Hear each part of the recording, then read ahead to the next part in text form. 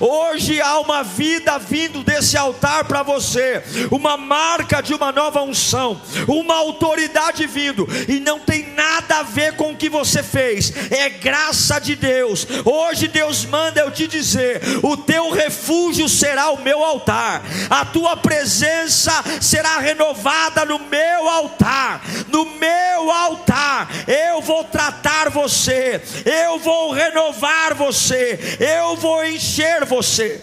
Eu quero que você abra sua Bíblia no livro de Hebreus, capítulo 7, versículo 1. Quando a gente fala de romper, a gente fala de uma quebra. Pensa numa sacola que carrega tanto conteúdo, tanto conteúdo, tanto conteúdo, e uma hora o fundo da sacola se rompe. O rompimento fala de um processo, de um desgaste. Romper não é algo agradável. Romper não é algo bonito. O rompimento é um estourar, um arrebentar. E para romper, eu preciso querer. Essa conferência, ela não vem, e é muito legal a gente estar aqui assistindo, mas ela vem para pessoas que estão inconformadas com o espaço que ocupam. Toda vez que eu penso em romper, eu lembro do pintinho. Um pintinho tem 21 dias para romper a casca do ovo. Durante 21 dias, ele é alimentado e sustentado dentro da casca do ovo. Porém, se em 21 dias ele não rompe a casca do ovo, o mesmo lugar que o alimentou e o protegeu vai sufocá-lo até a morte. Tem coisas que funcionam numa época, mas em outras épocas nos matam. Um tempo atrás eu ouvi uma pessoa dizer assim: porque nada mais é como antigamente. Por quê? Porque nós não somos como antigamente. O que era antigamente servia para antigamente. Eu creio que Deus tem uma unção nova para a sua vida, com toda a minha força. Tenha certeza que eu briguei com todas as minhas forças para não pregar o que eu vou pregar aqui, mas é o que Deus quer. Deus tem uma nova unção para a sua vida. Hebreus capítulo 7, versículo 1, diz assim: esse Melquisedeque, rei de Salém e sacerdote do Deus Altíssimo, encontrou-se com Abraão quando este voltava, depois de derrotar os reis, e o abençoou. E Abraão deu-lhe o dízimo de tudo. Em primeiro lugar, seu nome significa rei de justiça. Depois, rei de Salém, que quer dizer rei da paz, rei de paz. Sem pai, sem mãe, sem genealogia, sem princípio de dias, nem fim de vida, feito semelhante ao Filho de Deus. Ele permanece sacerdote para sempre. Versículo 11 do mesmo capítulo de Hebreus 7. Se fosse possível alcançar a perfeição por meio do sacerdote levítico, visto que em sua vigência o povo recebeu a lei, por que haveria ainda necessidade de se levantar outro sacerdote, segundo da ordem de Melquisedeque, e não de Arão? Versículo 15. O que acabamos de dizer fica ainda mais claro quando aparece outro sacerdote semelhante a Melquisedeque. Há alguém que se tornou sacerdote, não por regras relativas à linhagem, mas segundo o poder de uma vida indestrutível. Está falando de Jesus aqui. Pois, eu acho que não voltei, né? Volta um versículo para mim. Isso, versículo 21. Mas ele se tornou sacerdote com o juramento, quando Deus lhe disse: o Senhor jurou e não se arrependerá, tu és sacerdote para sempre. Jesus tornou-se, por isso mesmo, a garantia de uma aliança superior. Feche os seus olhos. Não há ninguém como tu, Senhor. Não há ninguém que se compare a ti. O teu nome é eterno e o teu poder é para sempre. Esse povo veio atrás de uma palavra. Esse povo está cansado do espaço que ocupa. Nós queremos limites alargados. Nós precisamos de uma palavra que estremeça o nosso ser. Nós queremos sentir a tua glória. No mundo que se apaga, no mundo corrupto, no mundo mentiroso, felizes são aqueles que te ouvem. Fala conosco, Senhor.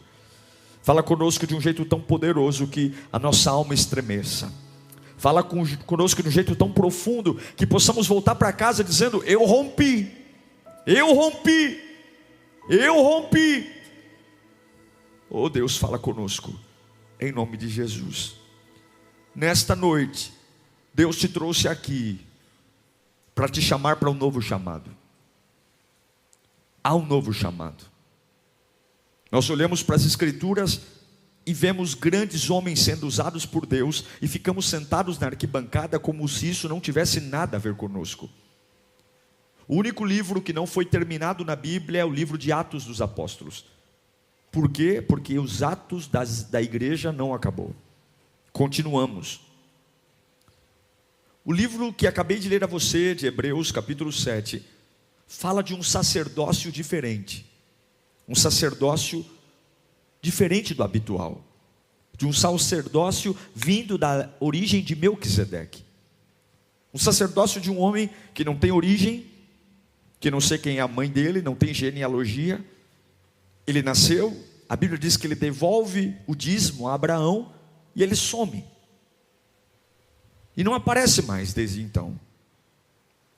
Você sabe que quando se fala de sacerdote, sumo sacerdote na Bíblia, fala-se de um povo ou de um título de alguém que tem ministério, serviço, de alguém chamado para estar na casa de Deus e servir ao Senhor. O sacerdote é aquele que ouvia e preparava o ambiente para que o povo viesse até o tabernáculo e ali imolasse os animais e entregasse os seus animais como o perdão de seus pecados. O sacerdote era aquele que ia até a Deus interceder pelo povo. O sacerdote era aquele que se movimentava no templo. E havia uma lei para isso. Haviam critérios para ser um sacerdote. A posição de sacerdote era um ofício sagrado. Não era qualquer um que poderia ser sacerdote. Ele era responsável por todo o sistema de culto, toda a liturgia, tudo era o sacerdote, era ele que fazia. Ninguém podia querer ser um sacerdote por capricho. Eu tenho vontade de ser um sacerdote, eu tenho vontade. Não. Havia critérios, havia uma ordem. Não adiantava você achar bonito e querer ser. Não era assim, não dependia só de você. Pelas Escrituras sagradas, as qualificações para ser um sumo sacerdote era algo poderoso. E Jesus Cristo, Ele não veio para destruir as leis que levantavam homens e mulheres para serem sacerdotes. Em Mateus capítulo 5, versículo 17, Ele mesmo disse que eu não vim para abolir a lei ou os profetas. Eu não vim para abolir, mas para cumprir. É importante lembrar que ninguém poderia chegar à presença de Deus sem a mediação de um sacerdote. Todo o contato do povo com Deus era o sacerdote. Ainda bem que em João 14,6 Jesus diz que Ele é o caminho. Ok? Resumindo, para já dizer o que Deus tem para você. Os sacerdotes eram da tribo de Levi. Não adiantava você querer ser sacerdote. Somente aqueles que eram da tribo de Levi poderiam ser sacerdotes.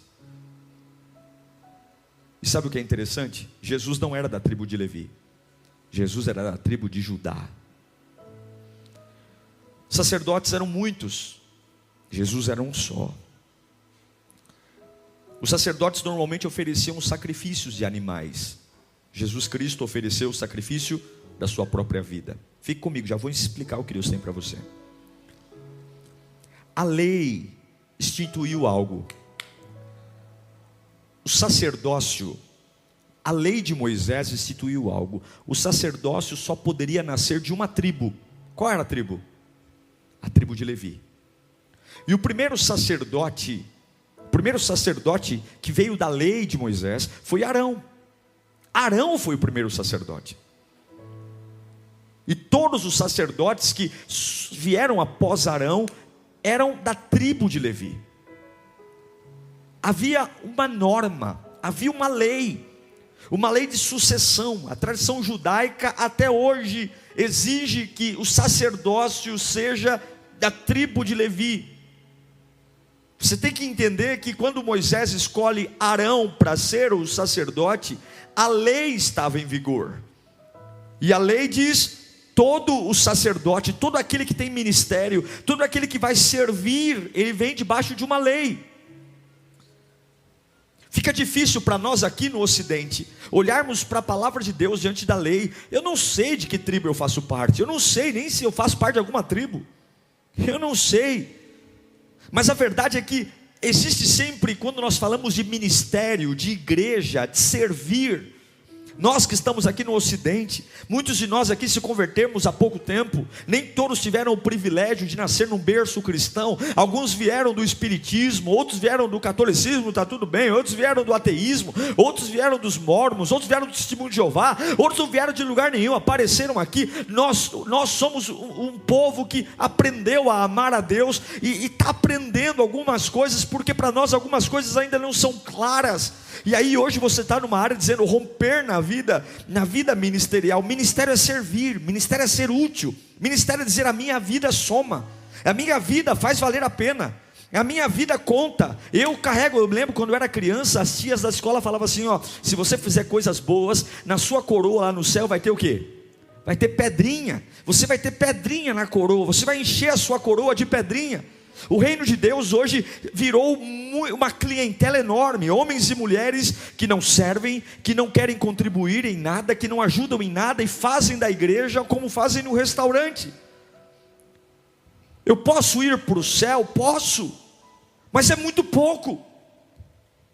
É muito pouco entender que algumas vezes eu não faço parte de uma linhagem sacerdotal.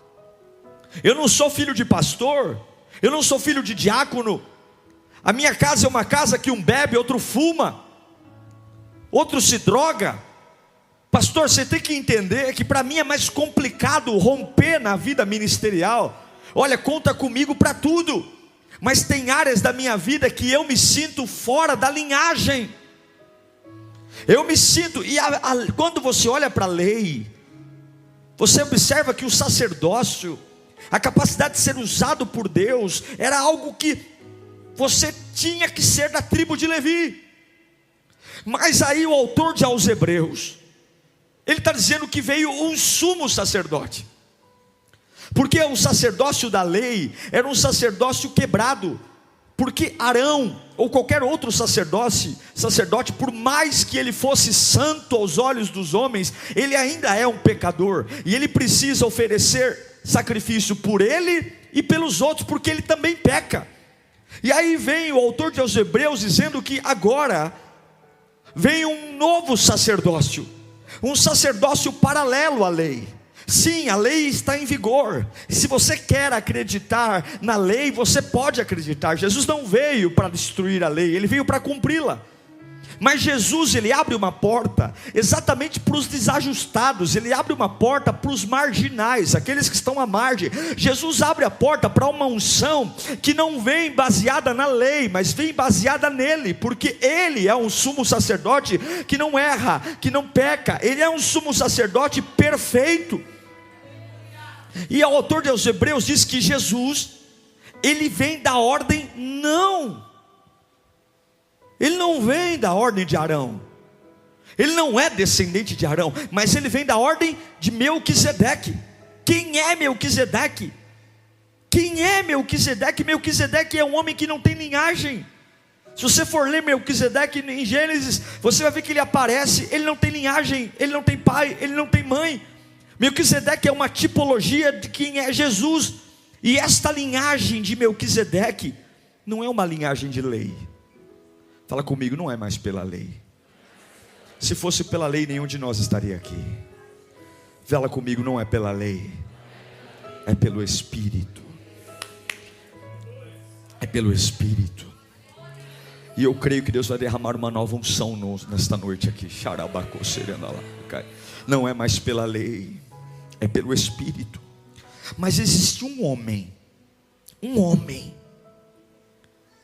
que se levantou como sacerdote no Antigo Testamento, porque eu fiquei hoje cavucando a Bíblia, eu falei, será que só Jesus, que não era da linhagem de Levi, que se levantou como sacerdote?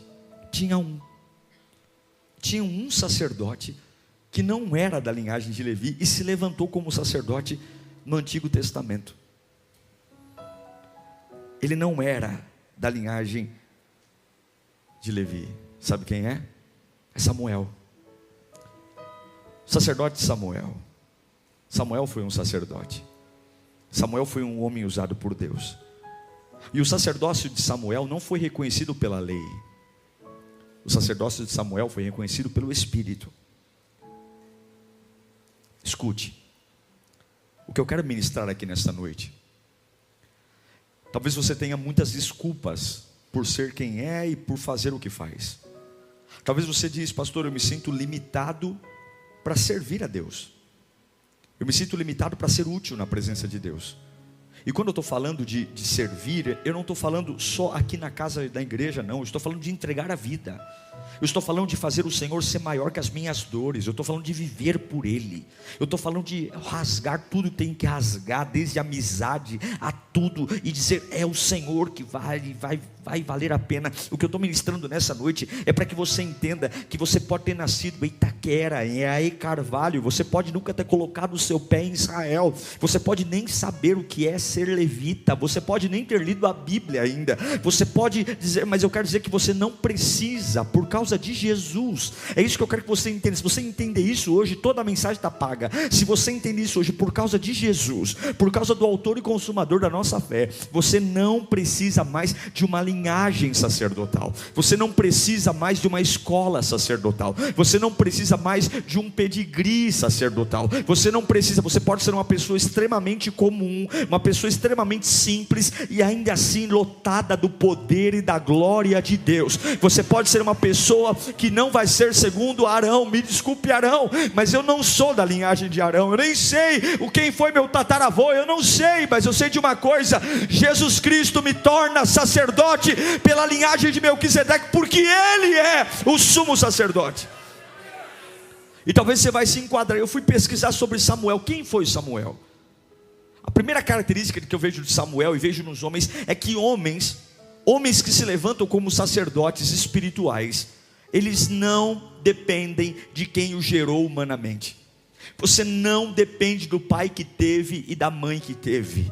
O sangue que vale não é o sangue do teu pai e da sua mãe. O sangue que vale é o sangue carmesim, e não o sangue azul, o sangue amarelo, o sangue vermelho. Em nome do Senhor Jesus. Eu me lembro de Samuel, em 1 Samuel capítulo 1, versículo 27. A casa de Samuel era uma casa desajustada. 1 Samuel 1, 27. Era este menino que eu pedia, e o Senhor concedeu-me o pedido. Por isso eu dedico ao Senhor por toda a sua vida. Será dedicado ao Senhor. E ela ali adorou. Samuel não era fruto de um sonho da tribo de Levi. Samuel é fruto de uma mãe perturbada. A mãe de Samuel era estéril e a casa de Samuel era uma casa endemoniada. O pai de Samuel tinha outra mulher e era um inferno. A casa de Samuel veio ao mundo assim. Ele nasceu de um lar conturbado, ele nasceu de um lar perturbado. Havia adoração, havia serviço a Deus, mas havia uma perturbação, havia um problema. É nisso que ele é gerado. Mas homens e mulheres nascidos da ordem de Melquisedeque, que servem a Deus, eles não precisam de sangue azul, eles não precisam. O pai e a mãe num casamento em crise. Samuel nasce ministerialmente num lar em conflito, e ele se levanta num líder vindo de uma família imperfeita, vindo de uma linhagem imperfeita.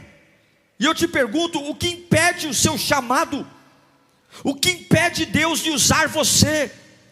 O que impede de você finalmente mergulhar nessa piscina chamada Evangelho e dizer: Senhor, me usa para algo relevante? O que te impede? O que te impede de você seguir em frente e parar com essas suas desconfianças, parar com essas suas crises, de dizer: será que eu sou usado? Será que eu sirvo? O inferno tem trabalhado com toda a força. O que você passou não altera a decisão de Deus ao seu respeito.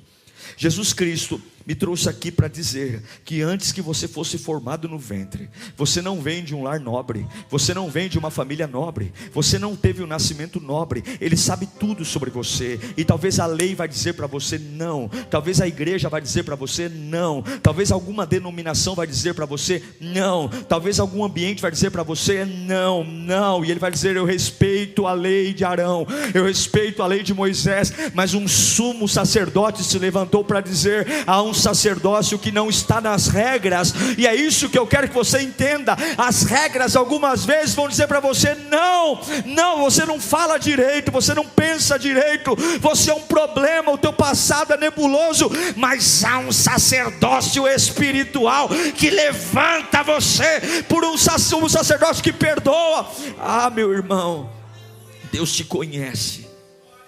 O sacerdócio de Jesus não precisa ter sangue azul. A segunda característica que eu vejo de Samuel é que não importa o lugar onde você nasceu e onde você vive hoje. Em 1 Samuel capítulo 2, versículo 17, a Bíblia diz que o pecado desses jovens era muito grande à vista do Senhor, pois eles estavam tratando com desprezo a oferta do Senhor. Samuel, contudo, ainda era menino, ministrava perante o Senhor, vestindo uma túnica de linho. Samuel estava num templo, onde o sacerdote Eli era da linhagem de Arão. Os filhos de Eli, 2 sacerdotes, Ofni, que significa em hebraico braço de ferro, e Finéias, que significa boca de bronze. Aqueles que eram para fazer o certo estavam fazendo errado. Aqueles que estavam na regra estavam prostituindo dentro do templo. A Bíblia diz que eles não amavam mais o Senhor. Eles não amavam, mas eles estavam na lei, eles estavam na religião, eles nasceram para aquilo, eles foram treinados para aquilo. E tem vezes que tem gente que todo mundo diz: é você, cara, é você. E Deus me livre me parecer como um sacerdote e não servir a Deus genuinamente. Deus me livre ter cara de crente e não servir a Deus genuinamente. Eu prefiro ter cara de marginal e servir a Deus decentemente, do que ter cara de crente e servir a Deus como marginal. Eu prefiro ter cara de bandido e servir a Deus genuinamente, do que ter cara de santo e fazer o que um bandido faz. Eli, Ofni e Finéias, eles eram da linhagem, eles foram feitos para aquilo, e a casa de seu pai está ali. E foi naquele ambiente que Samuel foi criado, foi naquele ambiente. Os filhos de Eli eram ímpios, os filhos de Eli eram ímpios, aqueles que foram chamados para fazer a obra de Deus, aqueles que foram treinados, aqueles que estudaram, aqueles que tinham tudo, estavam fazendo a obra de Deus de qualquer jeito, de qualquer forma. Aqueles que eram para estar nas tribunas, dando exemplo, ministrando, porque tinham conhecimento, tinham pedigree, tinham sangue nobre, tinham linhagem, mas estavam prostituindo sobre a obra de Deus, mentindo, e Deus não se agrada disso.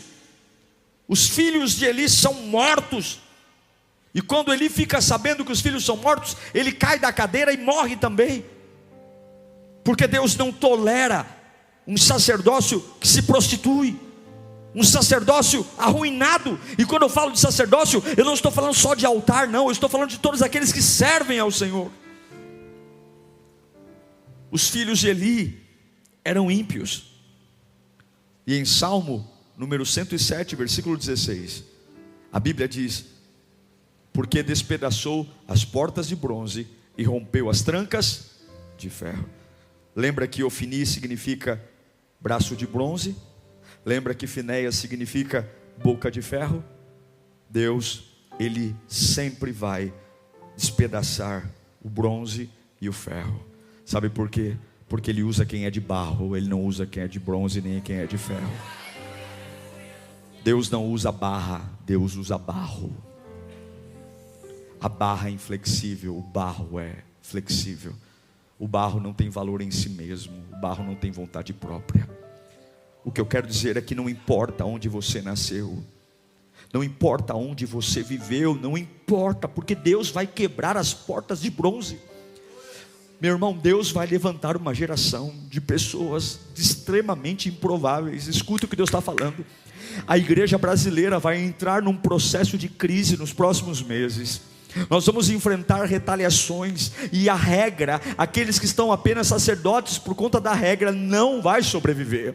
Ministérios vão acabar, igrejas vão fechar, pastores vão desistir, voluntários vão desviar, porque se você serve apenas pela ordem da regra, o seu coração não suporta os dias que estão por vir. Deus está dizendo: eu estou convocando um novo exército para um novo chamado. Há um sacerdócio de lei, há um sacerdócio de aquele que vem bonitinho, canta, ora, prega, serve, vem para a igreja, é voluntário, devolve o dízimo e volta para casa, mas está dizendo: eu cumpro as regras. Sim, as regras são essas, mas o autor e consumador da nossa fé está dizendo: eu estou atrás daqueles que não têm pedigree, daqueles que nasceram em lares conturbados, daqueles que foram filhos de prostituta, daquele que ela quase foi um aborto, daqueles que têm um lar problemático, daqueles que olham para você e dizem: sua casa nunca vai ser nada, a sua casa é uma casa promíscua. Deus está dizendo: eu estou erguendo um novo sacerdócio, um sacerdócio pelo Espírito. Pessoas que foram quebradas pela vida, pessoas quebradas, e você diz: só eu sirvo a Deus,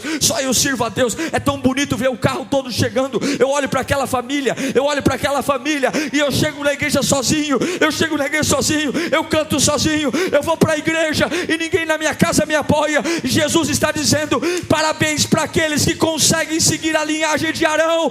Continue. Eu não vim para abolir a lei, eu não vim para destruir a lei. Se você quer ficar na lei, fique, mas eu estou chamando alguém para um novo nível. Eu estou chamando você para um novo nível. Eu estou quebrando, eu estou chamando os Samuéis que são simples, os Samuéis que são humildes, os Samuéis que são improváveis, os Samuéis que não querem aplausos humanos, os Samuéis que não querem fazer igreja para si. Está cheio de gente fazendo igreja para si, culto para si, pregação para si. Eu quero Samuéis improváveis, mas que conseguem, além de não ser filhos de pais nobres, além de crescerem em lugares que não são legais, são chamados. Em terceiro lugar, levanta a mão para cá. O seu sacerdócio não depende de reconhecimento humano. Levanta a mão mais alto. O seu sacerdócio não depende de reconhecimento humano. Nem todo mundo vai saber o que você carrega. Baixa as suas mãos. O seu sacerdócio depende de intimidade. O menino Samuel cresceu num lugar ruim. O menino Samuel cresceu num lugar abortivo. Mas Deus o protegeu. Deus o protegeu. Em 1 Samuel capítulo 3, Samuel estava ali. Ele não era descendente de Levi, ele não era descendente de Arão, mas ele estava no templo. E em 1 Samuel capítulo 3, versículo 1, o menino Samuel ministrava perante o Senhor, sobre a direção de Eli. E naqueles dias, raramente, o Senhor falava. E as visões, ninguém ouvia a Deus. Até que um sacerdócio novo se levanta. No versículo 10 de 1 Samuel 3. E o Senhor, depois de 2 vezes, voltou a chamá-lo: Samuel, Samuel.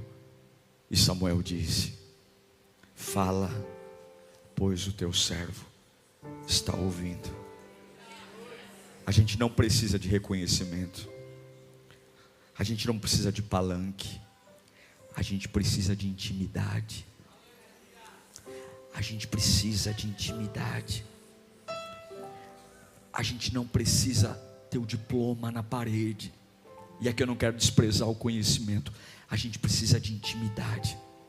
A gente precisa olhar que nem sempre eu vou caber nos lugares ideais.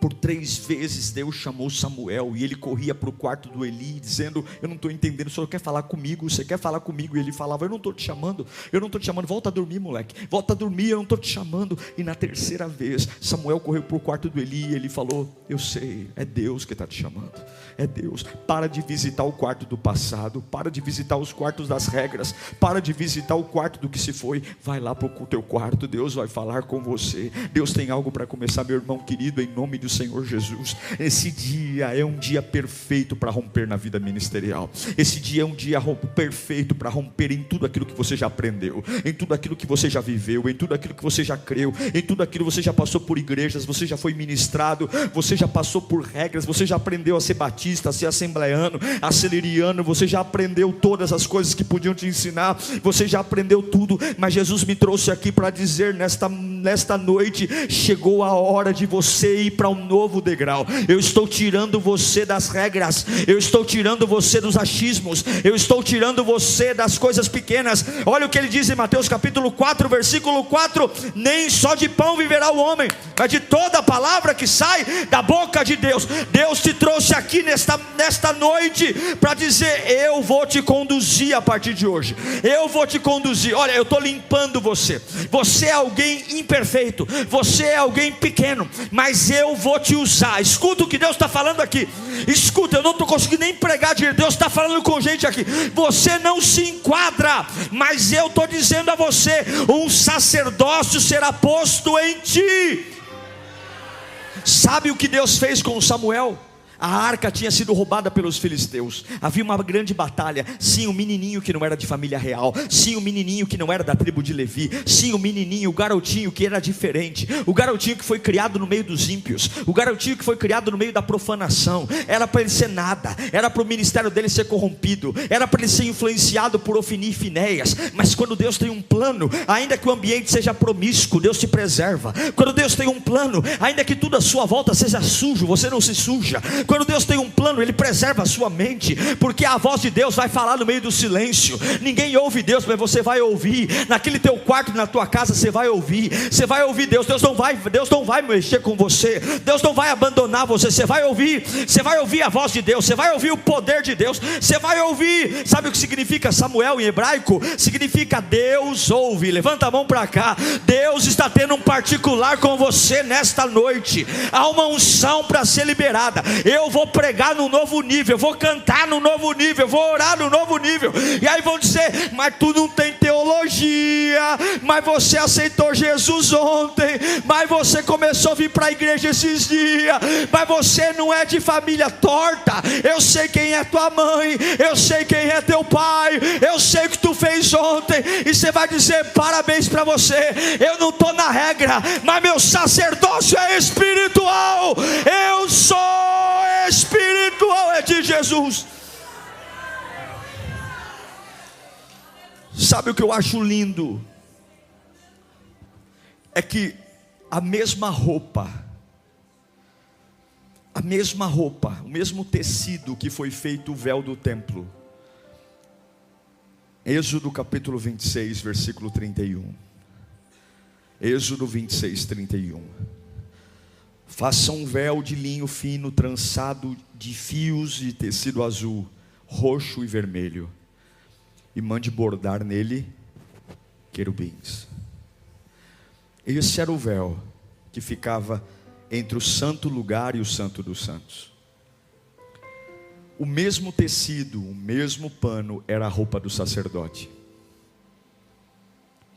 O mesmo pano que fechava o santo dos santos, que somente um sumo sacerdote podia entrar uma vez por ano para oferecer sacrifícios pelo povo, era a mesma roupa que o sacerdote usava. Quando Jesus disse em Marcos capítulo 15, versículo 37, mas Jesus com alto brado, por que será que ele gritou? Mas Jesus com alto brado expirou. E o que aconteceu? O véu do santuário rasgou-se em duas partes, de alto a baixo. O mesmo véu que se rasgou na entrada do Santo dos Santos era a roupa de todos os sacerdotes. Um novo sacerdócio começou. Deus te trouxe aqui, Ele vai usar você. Ele vai usar você. Ele vai usar você. Sabe o que o pequeno Samuel fez? Em 1 Samuel capítulo 7, o povo estava promíscuo. O povo não queria saber de Deus, o povo não queria saber de palavra, o povo não queria saber de nada. Em 1 Samuel 7, versículo 3, a Bíblia diz que Samuel disse a toda a nação de Israel: o desajustado, o que não era da tribo de Levi, o fora da regra, o fora da lei, ele reúne toda a nação. Se vocês querem voltar-se para o Senhor de todo o coração, livrem-se então dos deuses estrangeiros e das imagens de Astarote, consagrem-se ao Senhor e prestem culto somente a Ele, e Ele os libertará das mãos dos filisteus. Assim os israelitas se livraram dos balaíns e dos postes sagrados e começaram a prestar culto ao Senhor. Versículo 5, e Samuel prosseguiu: reúnam todo Israel em Mispá, e eu intercederei ao Senhor a favor de... Quem está fazendo isso? Ele é sacerdote? Ele é sacerdote? É, mas é da tribo de Levi? Não. Deus o fuzilou? O fulminou? Não. Versículo 8 de 1 Samuel 7. E disseram a Samuel: não pares de clamar por nós ao Senhor, o nosso Deus, para que nos salve das mãos dos filisteus. Continua. Então Samuel pegou um cordeiro, isso é papel de sacerdote, ainda não desmamado, e ofereceu-o inteiro como holocausto ao Senhor. E ele clamou ao Senhor em favor de Israel, e o Senhor lhe respondeu. E enquanto Samuel oferecia o holocausto, os filisteus se aproximavam para combater Israel. Naquele dia, porém, aleluia, o Senhor trovejou com fortíssimo estrondo contra os filisteus e os colocou em pânico, e foram derrotados. Samuel significa Deus ouve. Fala comigo, Deus ouve. Eu quero dizer, como é que eu rompo na vida ministerial, pastor? Entenda que não depende do pai e da mãe que você teve. Você pode ser o único membro da sua família aqui hoje. Deus ainda tem um plano para você. Deus ainda tem um sonho para você. Entenda que não tem nada a ver com o lugar que você mora. Você pode morar numa casa muito ruim. Você pode conviver com pessoas muito ruins, como Samuel conviveu. Samuel viveu do lado de homens e mulheres que não amavam a Deus, tinham cara de servos e não eram. E ainda assim você pode ser um grande sacerdote. Você pode entender que o que mais importa não é o reconhecimento humano. O que mais importa é a intimidade. Eu encerro essa pregação dizendo para você algumas coisas. Deus tem alguns estrondos para fazer através da sua vida. Existe um sobrenatural chegando sobre você. Existe algo que vai vir, que vai exaltar o sumo sacerdote. Vão olhar para você e vão dizer: você não tem genealogia, você não tem origem, mas, aleluia, coloca para mim, Hebreus 7:15, 7:21, levanta as mãos para cá, me ajuda a pregar, por favor. Mas ele se tornou sacerdote com juramento, quando Deus lhe disse: o Senhor jurou e não se arrependerá. Levanta as mãos. Tu és sacerdote para sempre. Levanta as mãos. Jesus tornou-se, por isso mesmo, a garantia de uma aliança superior. Levanta a mão bem alto. Fala comigo, em nome de Jesus. Eu abro mão das regras hoje. Eu não vou servir mais pelas regras. Eu não vou adorar mais pelas regras. Eu não vou cantar mais pelas regras. Eu recebo uma aliança superior. O meu sumo sacerdote é Jesus Cristo. E por Ele O véu se rasgou e eu tenho uma nova aliança.